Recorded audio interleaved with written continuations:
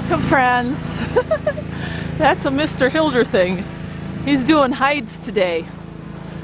He is doing hides today, and look at this. Can you believe that? The sun finally came back out. But real quick, we'll just come inside here. And you're so happy. Are you greeting everybody? Owen, the woodpile cat. I've been doing a couple of vlogs, obviously, in daily life, and it looks like everybody's really enjoying them. I'm glad. I'm really glad, because I really wanted to give everybody an inside peek to what it is really like to live this lifestyle, to live off the grid. And I hope you're getting used to me and the wood stove and, you know, little things like, you know, the mess and the cooking. And like today's a really beautiful day. We definitely don't have the firebox going. And other things like refrigeration. You know, obviously our refrigerator is unplugged during the wintertime. I've even used this for my refrigeration, and water, right? Water is a big thing. Look at that beautiful water. No more chocolate milk coming out of the faucet. So, just, oh, and look at this. Mr. Hilder left the light on. Uh-oh. Should I tell him he left the light on? No. But we are cranking today with the sun, and I love coming out here when it's a bright sunny day because we have got 856 watts coming in there. We have got, oh wow, another 877. You know what, friends? It pays to have a big enough system. It really does, because on days like this, it's going to charge up those batteries.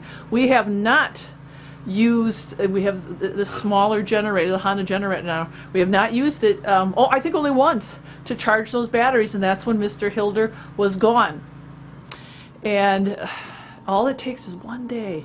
But you have to live conservatively. I think you get that, right? You have to live conservatively. Now, the one thing I want to point out here, and I've talked about this before, our design of our home. You know, there's this big thing on YouTube now, timber framing. Yeah, okay, we live in a timber framed house, which is actually bermed. When we talk about going off the grid and living a greener life, timber frames are fine. You know, timber frames it's great. You know, our design is timber frame. You can see the big timbers that they use. These are all local timbers. Everything that you see in here is local. We did not mill it for, you know, have it milled someplace else and delivered. We use all local resources. We use local people to help build this place.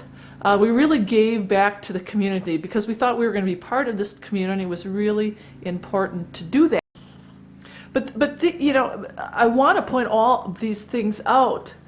If you have an opportunity to build your own place, don't get lost in the hype of, oh, the timber framing.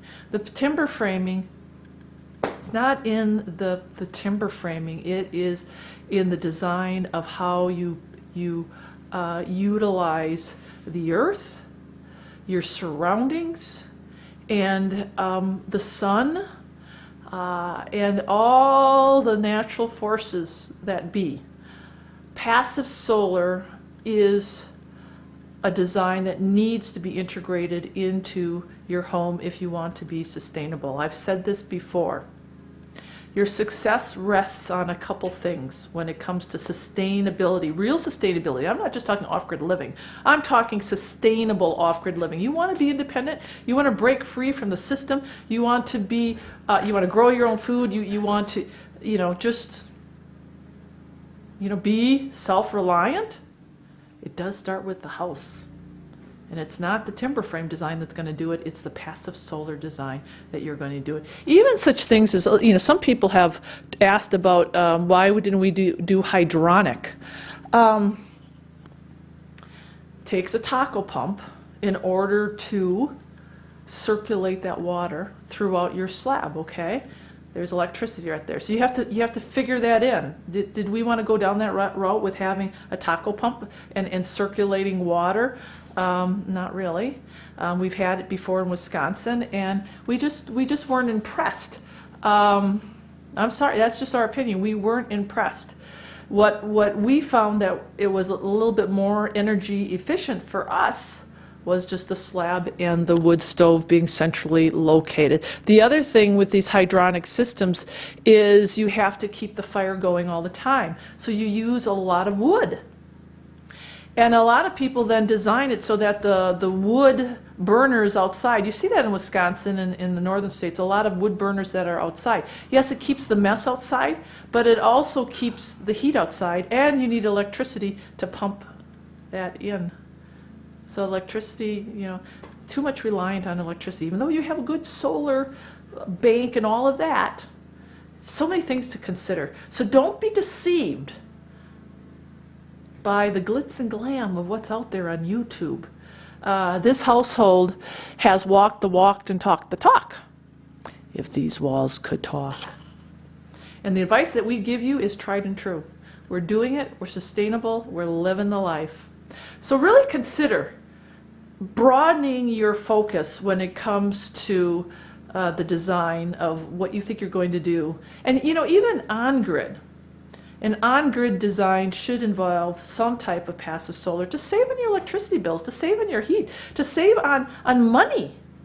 Really important. Okay, that's the Starry. It started off to be a vlog, and then it kind of ended up, you know, I hope I wasn't like preaching to the choir. But all right, we're going to go for a snowshoe hike. You're patiently waiting, aren't you? You're patiently waiting. Yeah, oh, look at the other one out there. He's patiently waiting too. All right, guys and gals, God bless, and I hope you learned something today. Just a little Starry info to broaden your knowledge base on off-grid living and sustainability. All right, God bless.